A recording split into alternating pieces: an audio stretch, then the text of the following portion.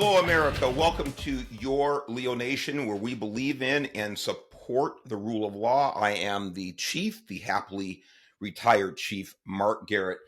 Joining us today is a great friend of the show, our friend, professionally and personally, Sam Faddis. Sam, welcome back to your Leo Nation. It's great to be here. Been too long, man. Thank you. It has been too long, and it's just always great talking with you. As many of you know, Sam is a retired CIA operations officer. I think about 20 years with the agency, Sam. And one of the reasons I'm having you on today is I think that you are just prophetic. You know, we had some offline conversations last year, probably 6 months ago, and you were telling me some stuff that was encouraging to me. But I thought, well, I hope the guy's right. I mean, the guy's sharp. He's really never missed the mark before. But some of the things you were talking about, as far as your projections, as far as what you were understanding, I thought, man, this is like a wish list, and here we are. One of the things that you are so well known for is your book, Beyond a Repair: The Decline and Fall of the CIA, and you talk about prophecy. Here we are. I want to start off with that, Sam. I mean, you talked about this years ago about the CIA and really its corruption kind of from the inside out, from the bottom up. And I say from the bottom up because a lot of people think that, it's just the people on the top floor and blah, blah, whatever. And that's certainly a place to start, but that's not the end of the story. And now we're seeing, the Trump administration just a couple of days ago has offered CIA employees a buyout opportunity. You can get out now under your own terms or get out later under mine.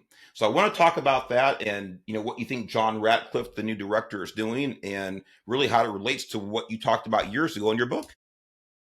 Yeah, well, I think you hit on a good point. I mean, all credit to those men and women who were still serving in the agency and went there for the right reasons and are doing the right stuff. We know that there are a lot of them, but unfortunately, it is true that when you've been running an organization this way for this long, right? It's not just at the top, a handful of people problem, right? So for instance, in the Directorate of Operations, which is the heart and soul of CIA, it's the piece of CIA that actually runs ops abroad. It's what people think of. They think of CIA. Okay, well, they've been recruiting the wrong people based on the wrong considerations for a long period of time now. And then they've been training them very poorly. And then they've been putting them into a structure that's been broken for a long time. So it's not as simple as just replacing the boss, right? Because that case officer, that ops officer, supposed, maybe is somebody that never should have been in the outfit in the first place and has never been trained, doesn't have the aptitude, and has no experience in actually doing it right now. So I'm all for the buyout, and I'm all for breaking the China, honestly, because you can't get from here to there with minor tinkering around the edges, right? But obviously the big challenge is going to come after you're done breaking the China and throwing people out the windows, because then you have to actually build an effective human intelligence organization, and we do not have one now. Sam, that'll be the real challenge. You talk about hitting a good point, and because I put in my notes here, it's not just the buyout; it is the rebuild. And again, this goes back to your book about the repair is beyond repair. But I think, and when you wrote that, I'm probably getting in your head now. When you put the title beyond repair within the system at the time you wrote the book. Right. And what we're seeing now is something, it's really unique. It's really unique in American history, I think. If not unique, extremely unusual, how the administration is going, hook, line, and sinker, right after either bloated, and we'll talk about that, or incompetent or corrupt federal agencies, or all of the above. So with that, talking about the mission of the CIA, there are allegations or concerns, jabs there that the United States is going to be a much less safe place because of this, say right now, voluntary purge of the CIA. Do you have concerns about that? Are those valid points, or are those just political jabs? Well, I think they're primarily political jabs. Is it true that we're not going to go from where we are right now to having the organization we need, in the case of the CIA, overnight? No. I mean, you've run big organizations. Okay, you got to replace a whole bunch of people, redo your training, revamp your entire structure, institute a, get back to the ethos you're supposed to have. Okay, that doesn't happen in 24 hours. But what I think people need to understand is they are not safe now. Right? It's not like you have a CIA that is doing its job and now you're going to destroy it, and then when are we going to rebuild it? I mean, as a vignette, without getting too much down into the weeds, the average case officer in CIA right now is running one source abroad. Okay, obviously how many sources you run is very dependent on where you are. If you're in Moscow, your life is very different from some third world country, someplace. Ops are different. But I would say on average, when I was a case officer in my career, I handled roughly a dozen sources at any one point in time. That's not counting the new blood you're bringing on, right? The developmental operations, the ops to recruit new sources. So there's nothing atypical about my caseload. So what does that tell you? Well, it tells you that the director of operations barely has a pulse. And we didn't even get to the part where we actually asked the question, who are those sources? Right? Is this guy an Al-Qaeda guy who actually is giving us intelligence like most Americans would think they're getting? Or is he some junior diplomat in some embassy who tells us stuff that you could probably figure out on your own, or you could read on Twitter and it gets passed off as intel? So you do not have an effective human intelligence organization right now. That's true right now. That's where we are. If you think they are going to give you advance warning of nuclear weapons being brought in the United States, or what Putin's going to do next, or what Kim Jong-un's going to do next, forget it. We're smoking fantasy. something. That's a movie. It's very interesting, and I'm glad you said that. Well, hell, we're not safe now. So what do we do? Do we stay in this in this circle, or do we make some moves forward? And I think that's what we're seeing now. Well, not what I think. We know it's what we're seeing now. So having said that, we're looking at, I know that the term for the president obviously is 4 years, but effectively, it might only be 2 years in the sense that, maybe the congressional makeup will change. We don't know. So let's just say that really at this pace here, we're talking about 2 years, just for the sake of discussion. Is that enough time to actually plant the seeds and fertilize the ground and really start rebuilding the foundation of the agency? Yeah, it is, but you better move fast, right? And here's the other critical element, going back to your first point about you break something, okay, you broke all the china, now we got to rebuild this thing. Who's going to do that rebuilding? Like, okay, it's great to say, okay, we're going to revamp training, we're going to redo the structure, we're going to change our recruiting practices, we're going to get serious again. By the way, the agency knows. It's not like they never figured out how to do this. They did all of this in the past. We deliberately tore down all these structures. It's kind of like the border. It's not true that we never figured out how to control the border. That's a myth, as you well know, right? I mean, not in terms of nobody in the world can come across, but floods of millions of people was the result of deliberate policy decisions. So we broke the agency, so we know how to put it back together. But you still, I mean, in the abstract, who's going to do that, though? I mean, if you've been promoting people based on considerations that are invalid, promoting the wrong people, to put it simply, for a long time, it's not just your junior personnel, your senior ranks now are filled with folks who themselves don't know how to run serious operations and recruit sources and operate in Pakistan and Afghanistan and all that stuff. So Director Radcliffe, I'm all for what he's done so far. I think he's on the right track. He, and I understand he now has a deputy. Those two guys alone are not They're not fixing the organization. That's not a slap at them. It's just like, okay, where are you going to find the institutional knowledge and the people to do that? And it's not, we're talking about CIA for obvious reasons, but I mean, the same is going to be true of lots of outfits, right?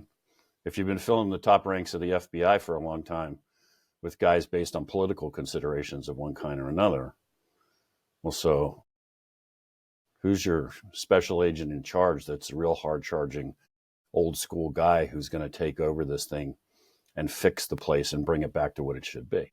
I agree, and you made the point. It's, and as you're talking, I'm writing notes. I'm always trying to. Oh my God, that's another great point. I'm curious about this or that. But one of the things you talked about that you made the analogy to the border. That it's not like we don't know how to fix the border. That there were specific policies instituted that resulted in the catastrophe that we've seen.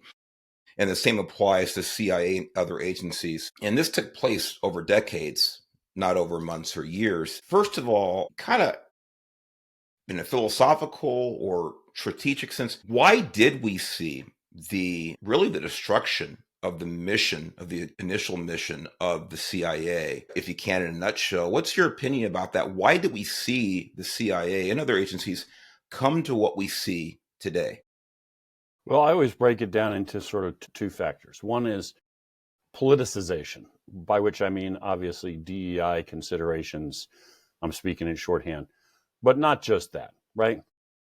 I mean, some white boy got promoted and sent around downrange to Islamabad, not because he was the best recruiter or the best operator, but because he laughed at the boss's jokes and kissed up and played office politics.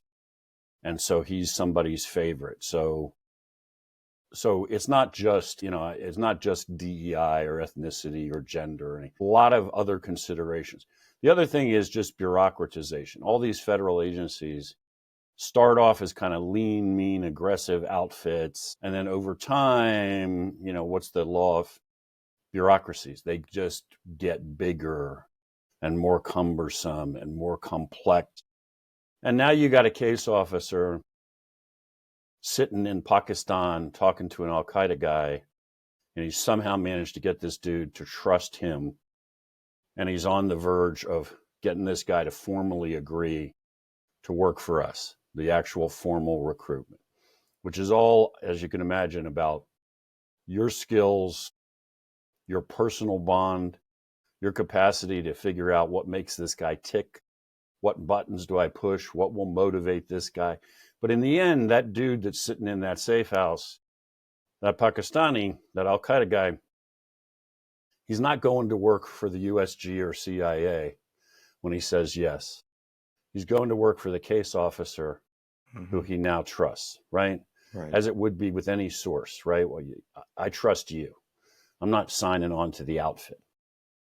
Now you imagine that every step of the way in that process, the case officer is having to write up everything he does, send it to Washington, where it is then reviewed multiple times by committees filled with men and women who hardly ever leave Northern Virginia and have never recruited a source, who all want to try to fly the op by wire from Washington, D.C. And it is slow and, tradecraft is an art. It's not a science. Some people can do it. A lot of people can't. The idea that you're going to run it like a normal bureaucracy doesn't work. And that, by the way, has been at play for decades. I talked about that in my book, Beyond Repair, quite a bit. Yes. Well, listen, it's a long road to hoe, but we have to start someplace. And I think we are off to a good start. Like you said, John Ratcliffe and his deputy can't do it alone. I will say this. I don't know if confident is too strong of a word. I hate to use the word optimistic or pessimistic because either of those words, if you live by them, you kind of get paralyzed. Well, things are going to work out great no matter what I do, or no matter what I do, things are going to go to crap. So I don't like using either of those words, but I'm encouraged, to put it that way. Right. But what I see, I'm also encouraged by. I guess I'm not surprised, Sam, but I'm encouraged about the accuracy of your predictions in relation to what we're seeing now. You said, Mark, I think things are going to happen at light speed. I think we're going to see things done that we haven't seen before. And with that said, hopefully there are things happening right now in regards to, well, how do you build a managerial organization?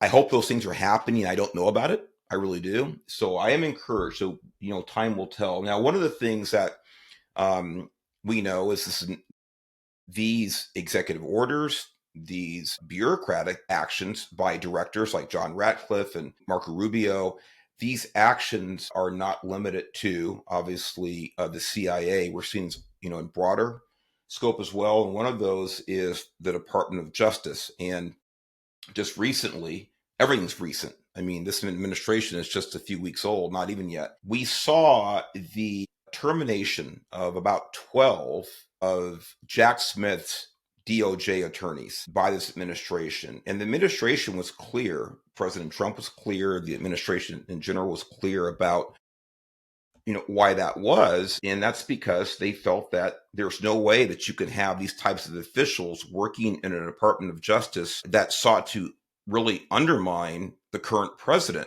and to prosecute the current president for really charges that have now been really ruled unconstitutional by courts, including SCOTUS. So if you can, I'd like for you to talk about that and the impact it's having on other agencies. Right. Well, as folks that have seen the show before know, the real skeleton in my closet is not that I worked for the agency, but that I'm a lawyer as well. And I was a JAG officer in the Army, and most of my career before I left the law was criminal stuff, either defense or as an assistant attorney general out in Washington, really on the prosecutorial side. Defense attorneys and prosecutors, that is government lawyers, have totally different ethical responsibilities, right? A defense counsel, he can't knowingly suborn perjury. A lot of them skirt around that at a minimum, but he can't knowingly help you lie and pass an untruth. But bottom line is basically he or she's job is to do whatever's best for you. They fight for you as an individual. A prosecutor, ethically, legally, is a totally different animal. I mean, if I have the evidence as a prosecutor to put you behind bars, and I stumble across information that shows that evidence is fraudulent, false, you didn't do it, not only do I have to disclose that to the defense attorney, but I have an independent ethical obligation, depending on how much I have, to dismiss the charges, to clear you. Even if your lawyer friggin' incompetent and doesn't know what the hell he's doing, if I, as a prosecutor, figure out there's no crime here, I am required legally and ethically, morally, not to press that case. So prosecutors, and that's who we're talking about here in DOJ that are being fired, they don't just represent a client. They don't just say, I'm working for Joe Biden now. They have to say, they are required to say, no, I must do what is legally correct. And I think it is clear now that a bunch of these guys and gals did not do that. They abused the system and they abused the law, and they did it for political purposes to try to destroy a political opponent of the sitting president. So do they deserve to lose their jobs? 100%. We'd have to go case by case, obviously, look at the evidence, but they may deserve more than that. I mean, you may deserve to go to prison yourself. Yes. And I want to chime in there because, I kind of laid the foundation of the reasoning was, well, these people actively, pursued avenues to imprison the former and now current president, things like this. But you make a very, very important point here, I think, Sam, that not only was it, and so how can you trust these people as a commander in chief? But you're saying, I think you're making the great point here, you're saying that these people actually engaged in criminal, at the very least, unethical behavior. Is that fair to say? At the very least, unethical, and therefore shouldn't be working for USG. You could argue should be disbarred and lose their licenses. It may go beyond that. You may be talking, I can't as a prosecutor say, hey, I got enough evidence to put this guy behind bars for bank robbery, even though I know he's not the guy that did it. You can't do that. Even if the defense attorney is passed out drunk and isn't lifting a finger to help his client, you as a prosecutor are required to see that justice is done. And clearly these people were not paying any attention to. Clearly, from my point of view as well. And of course, being a cop for so many years and having to conduct investigations, criminal investigations, submit those to either a city attorney or DA for felonies, things like this. And the number of times, not just me, it wasn't because I was a bad investigator, and maybe I was, but most cops on a fairly regular basis on serious crimes, they get responses from prosecutors say, hey, we need more evidence. I'm sure, hey, you know what, Officer Garrett, I'm sure, you know, whatever, I need this element nailed down. I need that element. I need to re-interview that witness, things like this, because for the most part in my career that these prosecutors wanted to do the right thing. They wanted to make sure they were following the law and they had the elements of the crime where they would not bring the case. They wouldn't prosecute it. So I think it's fascinating. It's very powerful what you're saying, that these people most likely engaged in, at the very least, unethical behavior. We'll see. So, you know, with the DOJ attorneys, with probably, it's likely we're going to see some level of kind of a self-cleaning oven with the CIA, you know, people taking the buyouts. And by the way, we're seeing this, we'll talk about it in a minute, other places. Do you think that this is are we going to see that self-cleaning oven in more of a general way now? Do you think, in other words, people are thinking, God, did I do something wrong? Or I did do something wrong, and I hope they don't find my butt. I know we're guessing here, but what is your take on that, Sam? So I think you're going to see two phenomena at the same time. One is what you're describing as the self-cleaning oven. And that will be not just the people who figure I did something wrong. It'll be the people that, for a whole variety of other reasons, say, I don't want to be around for what's coming next. They're politically opposed. They were getting close to retirement anyway, yada, yada. So there will be a certain number of folks, just like I think you're going to see with deportations, by the way. Yeah, we're going to get to that. Certain number of people that just say, look, I know how this movie ends. I'm going home right now. Okay. But at the same time, you're going to see the people that are going to dig in, to use the phrase that the special agent in charge of the New York field office is now using in FBI, going to dig in to resist. I mean, the guy who runs the FBI field office in New York, whose name escapes me right now. So that's by far the biggest field office in the FBI. Some huge percentage of all FBI special agents are actually assigned to the New York field office. He's sending out official messages to his troops saying, you need to dig in to resist the agenda of this administration and fight, and all this stuff. Yeah, a certain number of people are going to jump ship and walk away. And then others are 100% going to be looking for ways to stay inside the machine and fight the agenda, and they will have to be dug out. I mean, I don't know why this guy in New York has a job, to be quite honest with you. Yeah. I mean, he can go home and say whatever the hell he wants to his wife over the dinner table. And as far as I'm concerned, in his personal capacity, an email to his brother or whatever, bitching. Okay. Acting in your official capacity as a senior FBI official, sending out an email on official systems telling your people to fight the agenda of the sitting president, I think you've crossed some pretty clear lines there, right? It's like a guy in the army, right? You go home and sitting around the barbecue and you're complaining about the general, that's one thing.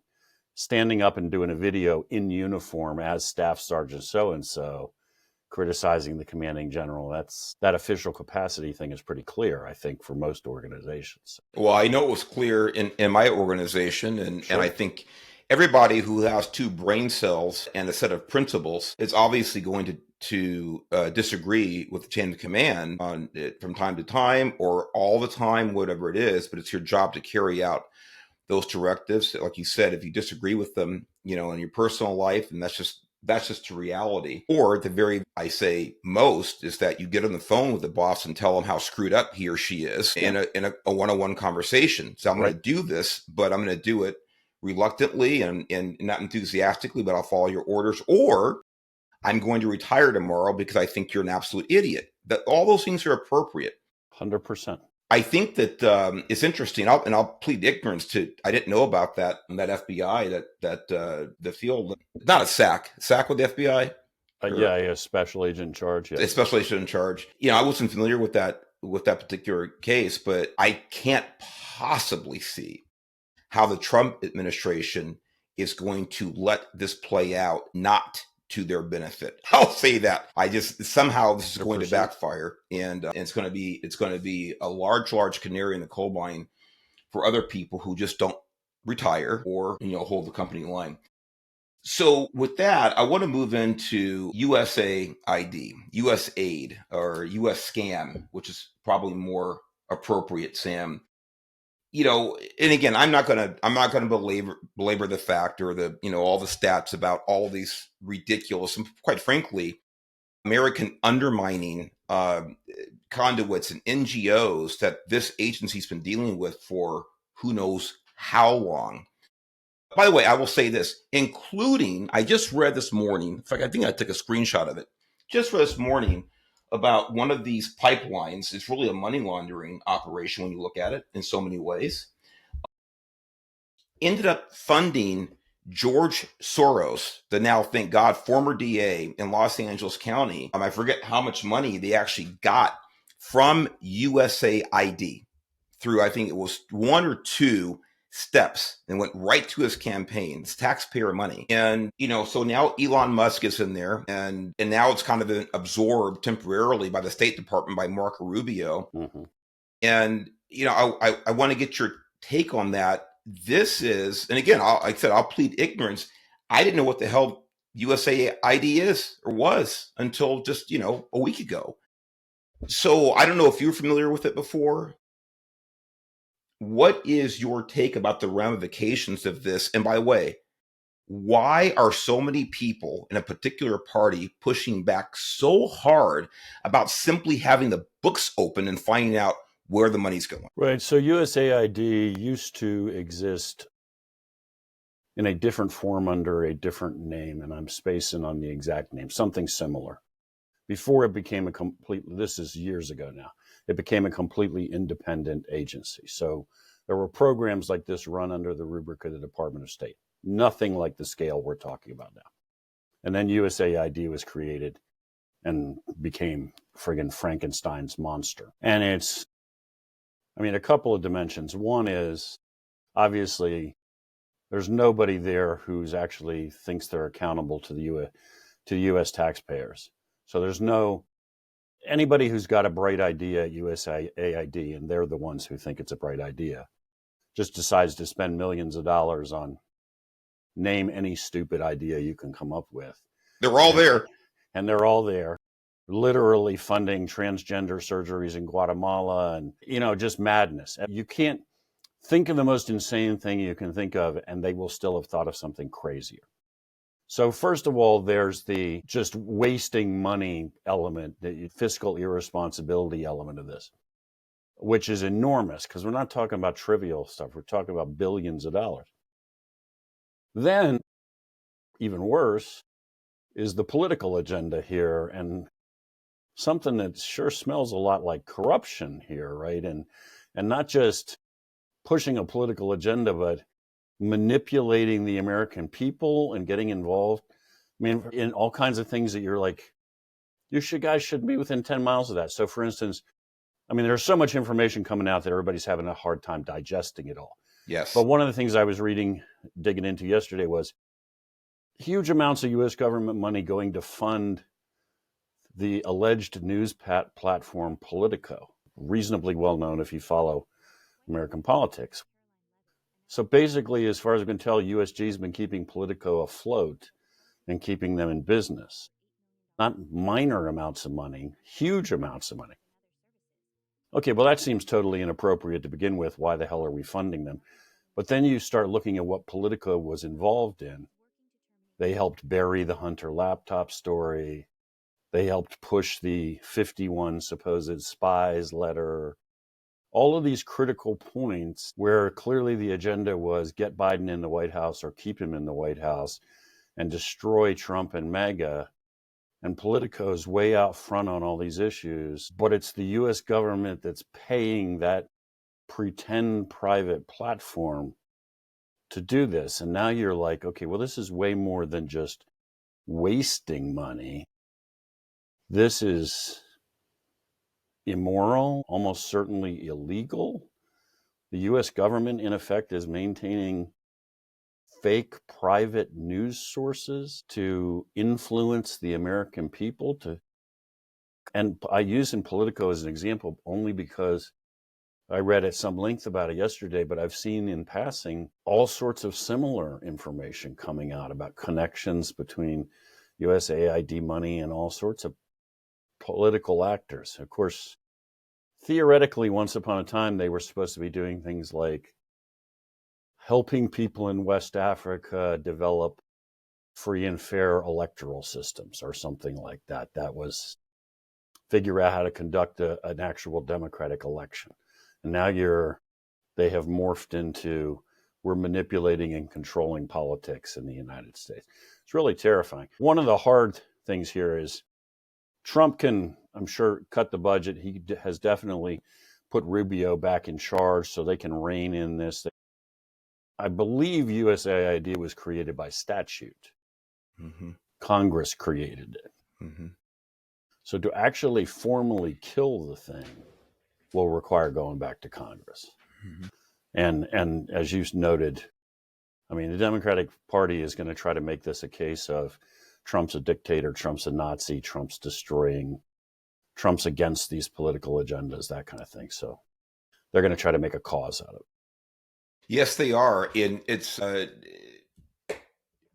very interesting, the strategies this administration is using. And in other words, in this case here, one of the problems for the opposition to pulling back the curtains, to actually doing real audits here, one of the problems for them is like, oh, really? So you do think it's okay for taxpayer money to fund George Soros? You do think it's okay for taxpayer money to go to Politico? You do think it's okay to fund LGBTQ plays in the South American country, and on and on and on?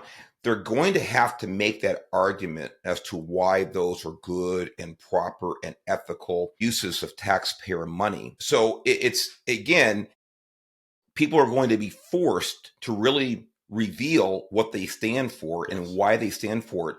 So I agree with you about it. It was Congress that created this organization. So now, does the executive have the power to really specify how funds are used or things like this? I think so. Can it kill it? No.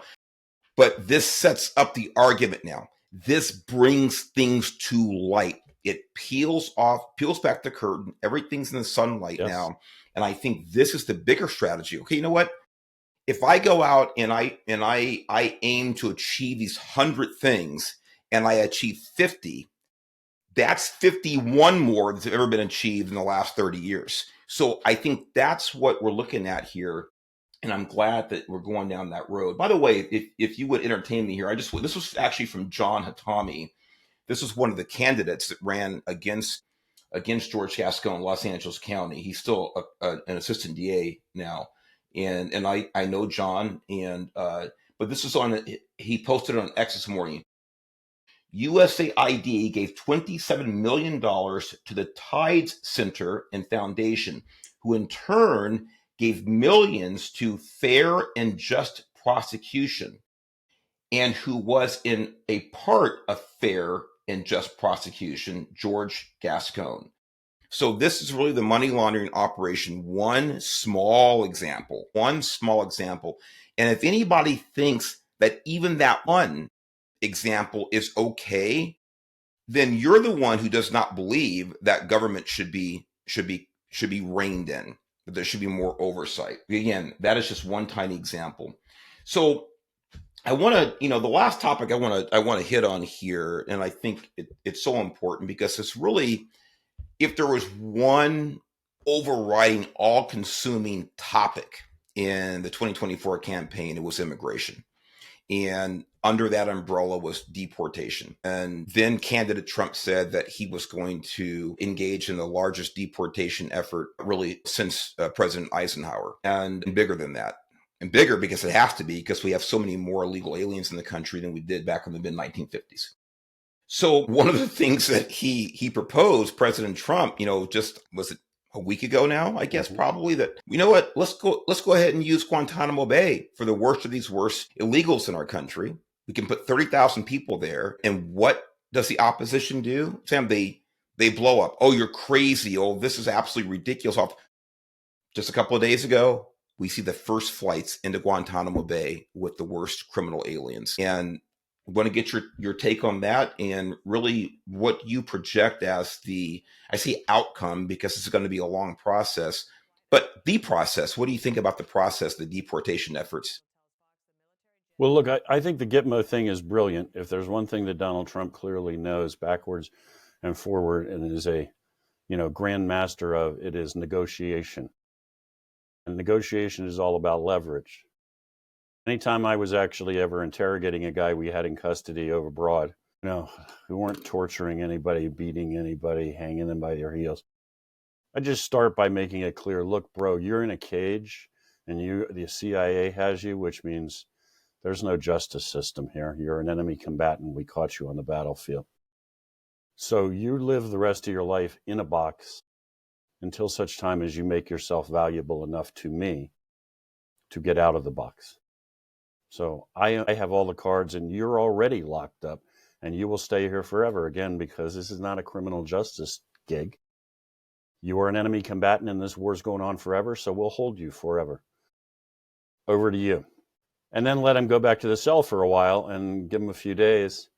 And then when the door opens, see if they are less reticent than they were before. Okay, I don't say that to be smug or make that cool. It's all about leverage. Okay, what's he doing here? What's Trump saying? But first of all, he's saying, back to the idea of self-cleaning oven, your phrase. You might want to go now, because if I grab you and they won't take you back in Nicaragua or wherever, we're not letting you go, bro. You're going to Gitmo, and we'll just let you sit there because we got no place else to put you. So you might want to get moving. Obviously, and not just for folks that have only committed the crime of entering the country illegally, but for those that have been up to no good since they've been in here, you might want to get the hell out. It's also a mechanism for saying to the countries that he's talking to, like El Salvador or wherever, to take people back. It's like, look, man, your people are leaving the country one way or the other. Now, if you want to make a deal with me, and I might be inclined to negotiate some sort of benefit to your country if you take your citizens back, let's make that deal. If not, basically this deal is not good in about 72 hours because those guys will be in Gitmo and all your leverage went away, and now I'll just do whatever. So, to that extent, I think it's brilliant. It is also just generally a demonstration of the fact that this is not just about a few days of roundups and a photo op. The man is absolutely serious.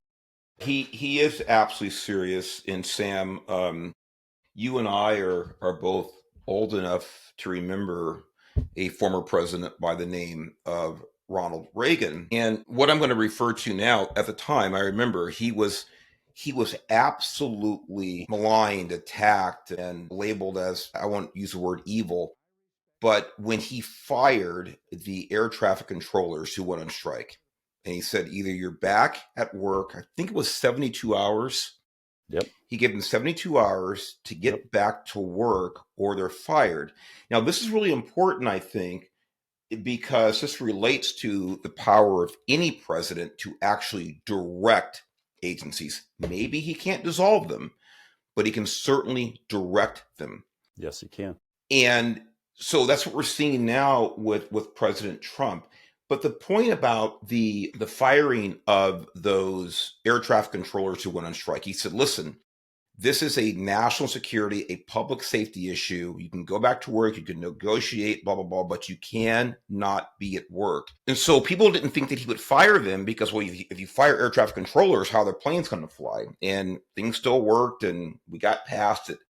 The important thing about this is that after the fact, after the Soviet Union fell, And I can't remember who it was, but there were a number of former KGB officials that said that the quintessential moment in Reagan's negotiation power didn't happen when he was face to face with Gorbachev. It happened when he fired the air traffic controllers. And this goes back to the point you made a minute ago, is that that's when they knew, number one, he was in charge, and number two, he meant what he said. So the ramifications for all the other negotiations, all detente, the fall of the Soviet Union, it cannot be overstated how important the air traffic control caper was. Gitmo and some of these other things, they cannot be overstated how important these decisions are when it comes to broader and international issues. That's just my editorial here. I know you're the expert in this stuff, but again, it's one of the benefits of being almost 62 years old. I have this good historical reference. Look, man, I think you're talking about factors that are common to so many aspects of life and professions, right? We used to tell junior officers abroad, particularly in the Middle East, South Asia, where you're working in a place where there's serious physical risk to you. You're running your source, Mohammed, I'll use that name because most of the guys we're talking about in that area would be Muslim. He's calling you brother, you're calling him brother, you're giving him money, guys are putting your arms around each other. That's all groovy, man. The day that he is not more afraid of you than any other person on the planet is the day your good buddy gives you up and a car bomb spreads you all over the street, or they take you away and cut you up in pieces really slowly. So unfortunately, it's a tough world, right? Right now, I say sealing the border. You and I both know it ain't that simple, and there will still always be some people that come across the border. But it is a dramatic change. Well, one of the things we just did was cut off the income flow to the Mexican cartels, who were making more money off of human smuggling than drugs, and they're making a boatload of money off of drugs. We just stomped on both businesses in a huge way. 100%. Talking about ultra-violent guys, sometimes make bad decisions, sometimes... Okay, the USS Nimitz, a nuclear-powered aircraft carrier, is off the west coast of Mexico, and we've been flying spy flights, reconnaissance flights up and down the coast, off the coast of Mexico for days now. These are largely signals intercept planes. In other words, they're sucking up all the cell phone data, all of that kind of junk. Coincidence? I don't think so. I think what he's letting the guy in the big house at the top of the cartel know is, if you're considering some kind of crazy thing where you're going to start trying to do something on U.S. soil or push back on this, remember, I know where you personally live, and the process will begin by your house vaporizing. That's how we will start. I'm not going to bother shooting the guys that are a dime a dozen in the street. We're just going to begin with that. Now, would I assume also that Donald Trump hopes that that is not necessary and is no great rush to start this? He's just saying, the same thing he said to the Taliban when he was negotiating with them. Here's a picture of your house, buddy. Exactly right. If you want to get frisky here, this is how it will begin. You will die personally. It's funny how people are in much less of a hurry to start a fight when they think, I'm the first one that's going to have to die. Sam, I think it's a great way to end. And I'll go ahead and reference Ronald Reagan again. And it's really peace through strength and knowledge, to put an exclamation mark on there. We have been talking with Sam Faddis, retired CIA ops officer, and as he reminded us, former JAG, current lawyer. And Sam, it's always a pleasure. Like you said, it's been too long, and there's so much going on within your realm of knowledge right now. We could literally talk every day. I won't do that to you, but I'm going to have you back much sooner than later. Let's do it soon. I'm up for that. I got to showcase a Christmas present here. Well, please. This is a dog, one of my dogs, and I'm showing this because my brother hates this dog, and he gave me this cup because he hates the dog so much. So for Matt, this is for you, bro. I'm showcasing Homer on. It sounds like the bantering back and forth with my brother. It's perfect. We have it down to a science, man. That's awesome. We are on each Sam, other's case all the time. that means you love each other. That's what that means. Well, I'm not going to go that far, at least not on broadcast. You don't want to admit it. Yeah, I don't want to admit it. Undermine your position. I get That's it. right. I get it. Hey, remind people where they can find you, where they can read you, where they can listen to you, whatever it is. I want to make sure that people know where to find you. Best place to go is to the magazine site, andmagazine.substack.com, andmagazine.substack.com. And I'm on X and all sorts of other places, but the magazine will get you there. Fantastic. Ladies and gentlemen, Sam Faddis, thank you so much. God bless you. God bless America. We will see you again. Listen, if you like what you heard, and I know you did, if you listened to Sam this morning, make sure you give us a follow, give us a subscribe, give us a share. Every little bit helps. It makes a difference. We're trying to get the word out. We're trying to get you introduced and familiar with people like Sam Faddis. Help us to help you. And we'll see you next time on Your Leo Nation.